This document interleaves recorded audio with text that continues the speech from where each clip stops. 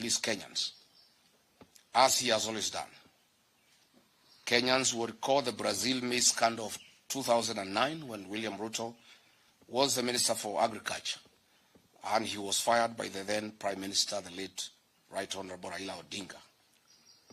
Truly, you can't change the character of a man. In the so-called G2G arrangement, Gulf Energy, William Ruto's proxy, via a letter dated 21st March 2026, addressed with then PS State Department of Petroleum, Mr. Liban Mohammed, confirmed their inability to supply fuel and triggered a delivery default.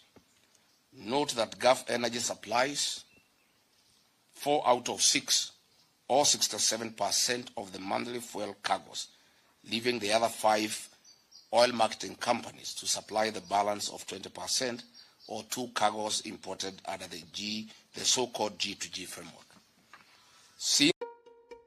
Who manages your wealth, legacy, and connects you with investment opportunities? Evacuate fuel through Strait of Hormuz and had communicated their inability to perform their contractual obligations, triggering a delivery default. The 3 government officers invoked relevant provisions of the Petroleum Importation Regulations 2023 and implemented a government directive issued by the National Security Council Committee via a letter dated 9th March 2026, reference number OP CAB 3/55A, to explore and implement strategies to diversify petroleum import sources beyond single region, reducing dependency and enhancing national energy security. As such, the above decision was implemented. On 18th March 2026, the State Department of Petroleum, a meeting of the Vessel Alignment Committee, which was chaired by one Joseph Wafula, was held to review the supply position and replenishment plan. The meeting was attended by 13 local oil marketing companies. During this meeting, it was recognized that there is a likely shortage or supply of petroleum products, and in accordance with Clause 21, Petroleum Import Regulations 2023, the 13 oil marketing companies were invited to submit an expression of interest for the emergency supply of contingency fuel stocks for delivery on or before 28th to 30th March 2026. It is important to note that only 4 of the 13 oil marketing companies submitted their bids within the stipulated timeframe. The awards for the supply of emergency contingency stocks was duly awarded to the 2 lowest technically compliant oil marketing board bidders, with the condition that the supply required a quality waiver from Kenya National Bureau of Standards, KEBS. Note this was also in line with Clause 8.1 Petroleum Import Regulations 2023, an international best practice as seen in other countries who had relaxed fuel specifications following the effects of the Middle East crisis.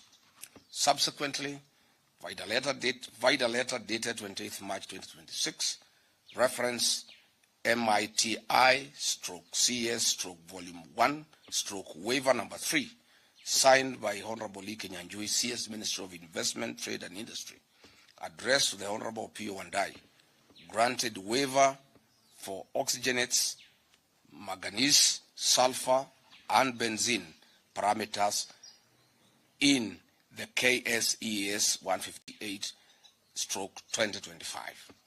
The following companies were awarded, who are the 2 lowest bidders: 1 Petroleum and Oryx.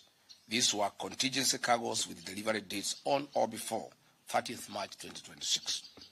Their supply position was to provide fuel cover for 2 weeks, thus ensuring product availability during the Easter holidays. But where is the mischief of the oil cartels?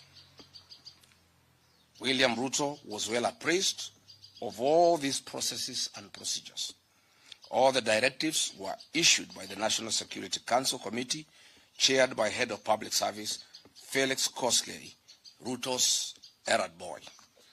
After William Ruto got a brief that Gulf Energy's bid was knocked out on technical grounds and the competitors had gotten their letters of award, he issued clear instructions that Gulf Energy bids be affixed to the procurement process and awarded with immediate effect. Gulf Energy submitted their bids 3 days later, on 23rd March 2026, after the awards had been executed. Their delivery was for the 8th to 15th April 2026, which was 10 days past the preferred date range of 28th March to 2nd April 2026. The bid of Gulf Energy was rejected by the Vessel Alignment Committee, State Department of Petroleum. This being William Ruto's proxy company that supplies 80% of monthly cargoes. He exercised political power. Characteristic of him, this is when the head started rolling. He knew that he had lost profit worth billions of shillings.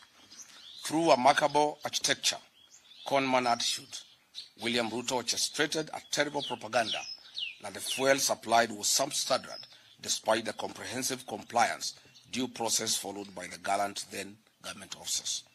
To date, the 3 arrested Kenyans, PS Liban, DG EPRA and MD Kenya Pipeline Company, have had no charges preferred on them. Why? They had no case to answer as they followed and applied the law strictly. The real culprits in this scandal are William Ruto and his broad-based expert, the Honorable Opiyo Wandayi.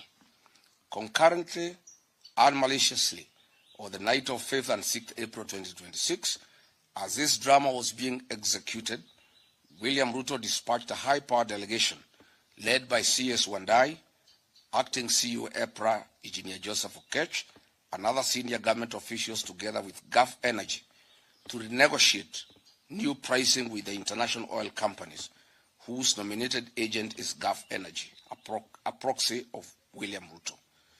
These prices were negotiated in Dubai, and if you recall, that is why Opiyo Wandayi was not available when he was summoned by Parliament, as he was negotiating these prices in Dubai